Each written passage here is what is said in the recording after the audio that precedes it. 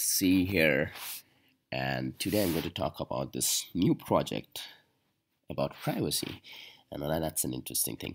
The name of this application is Briar. It's a messaging app, and it's similar to what people have been developing related to Tor or the Tor project. So uh, it's a messaging app wherein there's a lot of privacy. So let's see what actually it does. It's a messaging app, just like WhatsApp or Telegram or any other messaging applications out there.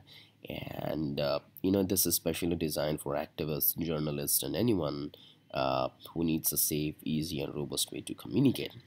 So if you look at the traditional messaging apps like WhatsApp, they rely on the central servers, whereas Briar doesn't rely on a central server, which is uh, one of the main reasons why the privacy works in this case. So if the internet's down, Briar can sync up via Bluetooth or Wi-Fi, keeping the information flowing in crisis. If the internet's up, Briar can sync up via the Tor network, protecting users and their relationships from surveillance. Now, there are a lot of applications out there, but they don't provide privacy and security. So most of the activists or journalists, they use Tor networks. That's the reason why people use Tor, apart from other illegal reasons. But one of the good use of Tor is those chat groups and email messaging and everything. So let's see how Briar encrypts. So you can see that there are these multiple or two Briar devices at this moment. So Briar uses direct encrypted connections between users to prevent surveillance and censorship. So you can see that there's no centralized server. They are both interacting via Bluetooth or Wi-Fi and Tor. So there's no middleman here. Uh, that's really interesting. Typical messaging software relies on central servers and exposes messages and relationships to surveillance. Briar provides private messaging, public forums, and blogs that are protected against the censorship threats. So, Briar uses a Tor network to prevent kind of eavesdroppers from learning which users are talking to each other, and each user's contact list is encrypted and stored on their own device. So that's a good thing. All communications between devices is encrypted end to end, protecting the content from eavesdropping or tampering. Um, every user who subscribes to a forum on keeps a copy of its content, so there's no single point where a post can be deleted. I'm not sure of how this is going to work out because I'm not really sure of because when it says you can download a forum on your application, what exactly it means. It's I'm mostly concerned about the size of the data on my mobile phone.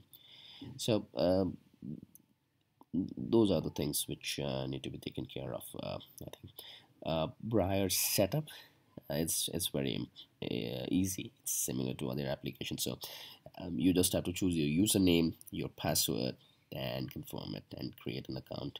So there's no email verification sent on. That's a really good thing because that's the whole point of privacy, right?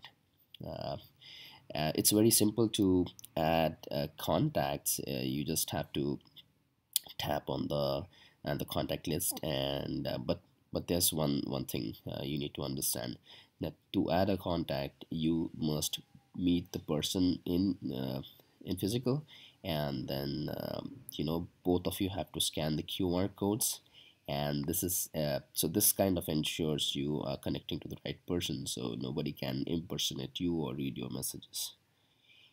So that's interesting. I'm sure that people find loopholes to add contacts, but this is how the QR code looks like. So it's similar to WhatsApp when you're trying to kind of add the WhatsApp web version in your browser.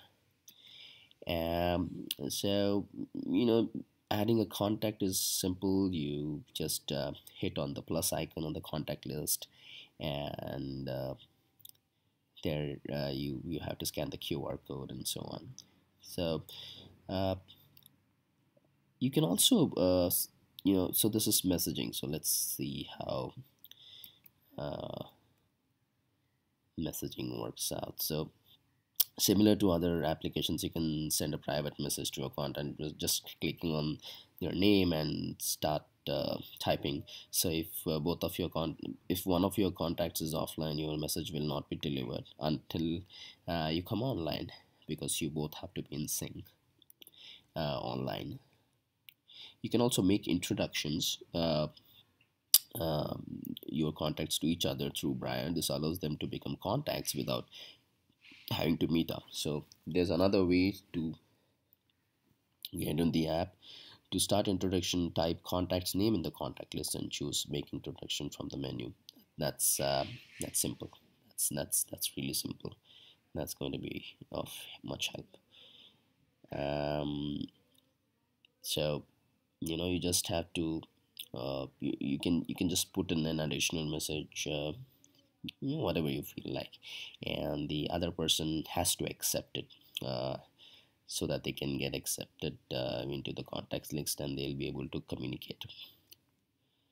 Another important feature of this application is private groups. It's similar to the other applications. So you can simply create a private group by going to the menu and click on private, and start adding the groups. I'm not sure of what's the uh, size of the private groups. Is it, since this is in early stages, I'm not sure of how much it can handle. And another interesting thing is that you can uh, read blogs via RSS feeds. So if a website publishes articles in that form, you can read it via your application.